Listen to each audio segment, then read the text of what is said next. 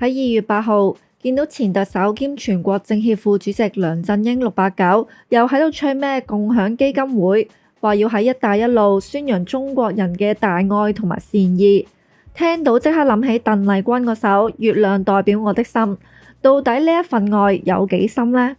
佢話今年要將醫療援助擴展多3個國家，目的係想話俾人聽，中國人唔係淨係識揾錢嘅生意人，仲係一班有先進設備、頂級技術同埋滿腔熱誠去拯救眾生嘅大慈善家。如果真係咁有善心，當年就唔會出咁多爭議性嘅產品同服務啦，一早就已經將呢啲資源用喺更有人道價值嘅地方，使乜等到今日先至嚟大發慈悲啊？咁一樣啦，喺未開始之前，如果大家未訂閱嘅，請幫手訂閱啦，請讚好及分享俾朋友。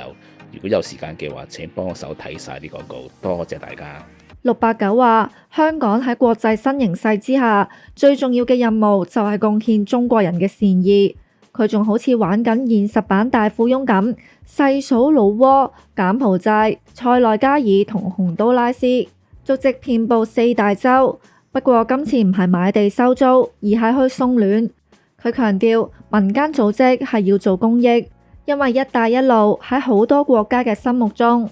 中國人嘅形象確實係同利益掛帥畫上等號，所以而家先要咁樣大費周章嚟洗底。但係講一套做另一套，就好似淘寶話就話免運費，到頭嚟又要俾呢一樣嗰樣，仲有嗰啲買金交流團，邊樣唔係講錢先？如果一個國家嘅底蘊真係充滿善意，根本就唔使刻意畫公仔畫到出腸，話我唔係生意人，因為真正嘅善行係唔需要咁多包裝嘅。講到醫療衛生，689話要帶技術去幫人解決公共衛生問題。諗翻起疫情嗰陣，科興疫苗同埋復必泰一齊進駐香港。如果當時嘅決策者真係咁有善心，點會喺全球疫情最嚴重嘅時候，仲去推銷一啲數據唔清唔楚，甚至被好多發達國家質疑有效性嘅疫苗啊？如果真係為咗人類福祉，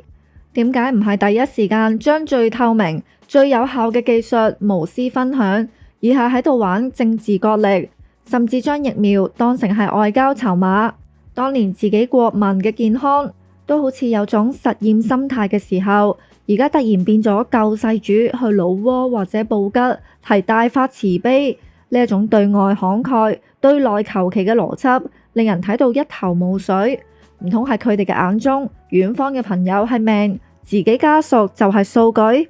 定係覺得只要行開咗，以前嗰啲醫療奇聞就會好似粉筆字咁抹咗佢？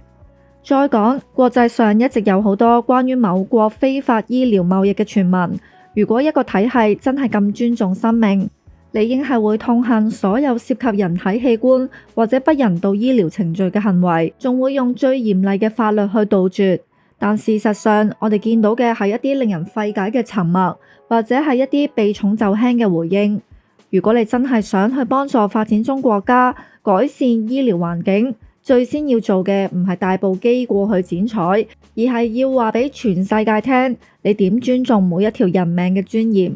如果連最基本嘅生命安全都保障唔到，甚至有啲地方仲傳出令人不安嘅傳聞，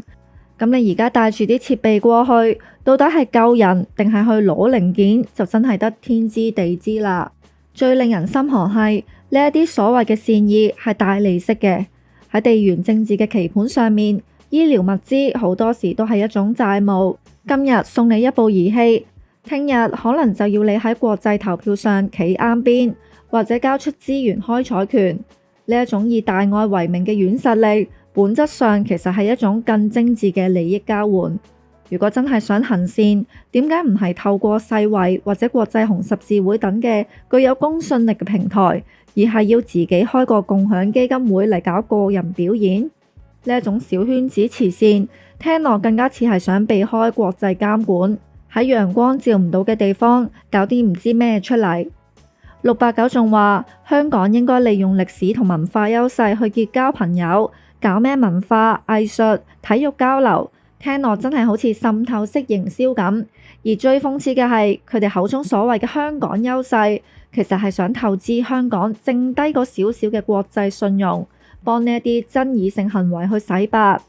佢哋睇中嘅唔係香港人嘅善心，而係香港嗰塊仲未完全褪色嘅專業金漆招牌。喺呢班政客眼中，香港人只不過係一件好使好用嘅外套，着住佢去落區送暖，人哋就冇咁易起疑心。但係誠信呢樣嘢係冇得借翻嚟嘅。如果你自己嘅根基都係虛浮，就算揾幾多個香港人去陪笑、去剪彩，最後咪都係一場自欺欺人嘅大龍鳳。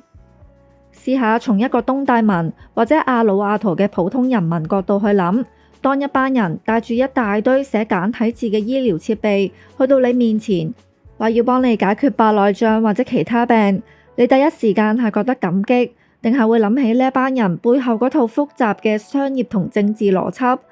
當佢哋見到呢一啲善心人背後嘅國家喺其他領域係點樣操作嘅時候，佢哋心入面嗰種不安，絕對唔係689講幾句香港優勢就可以消除得到。真正嘅國際友誼係建立喺誠信之上，而誠信係由無數個唔會揾人笨嘅細節累積翻嚟。如果你連自己人都會用一啲未經完善測試嘅針劑嚟應付，叫呢一啲新朋友點樣可以放心將條命交俾你呢？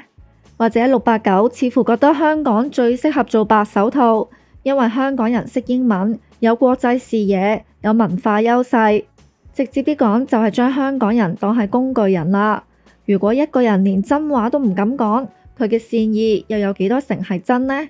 香港人以前引以為傲嘅係我哋敢於質疑、敢於求真嘅專業精神，而唔係盲目跟隨權貴去唱歌粉飾太平。當689喺度教人點樣滲透新朋友嘅時候，佢可能唔記得咗真正嘅朋友係唔需要滲透，只要你行得正、企得正，世界自然就會同你做朋友。如果香港人真係要貢獻善心，我哋應該去倡導更高標準嘅醫療倫理。但係如果你連醫療數據都唔敢公開，連最基本嘅人權保障都搞唔掂，咁你帶幾多醫療設備去四大洲，都只不過係周圍推銷偽善嘅推銷員。睇完689呢單新聞，只係覺得呢個世界真係好荒謬。一邊廂喺度講緊大愛無疆，另一邊廂大家心知肚明過去幾年發生過啲乜嘢事。如果真係有心行善，不如先搞好自己內部嘅醫療誠信，確保每一支針、每一個手術都係經得起時間考驗同埋良心審查。唔好等到人哋質疑你嘅時候，先至攞一帶一路出嚟做擋箭牌。善心唔係用嚟講，更加唔係用嚟做外交工具。當你真心尊重生命，唔會將器官當成係商品，唔會將疫苗當係政治籌碼，世界自然就會見到你嘅善意。否則，無論你擴展去到幾多個國家，你喺人哋嘅眼中依然只係一個戴住虛偽面具嘅生意人。恐怕呢啲人會繼續隨住呢啲基金會嘅足跡傳遍四大洲。喺呢個充滿偽善嘅時代，能夠講出真相，或者先係對呢個世界最大嘅醫療援助。好啦，呢條片就差唔多時間噶啦，咁啊多謝大家收聽同埋收睇。如果大家想知多啲嘅地產嘅消息，而呢啲嘅消息就唔方便喺呢個公開嘅 YouTube 頻道講嘅話，就可以加入我哋呢個拉人哥嘅 Patreon呢個會員啦。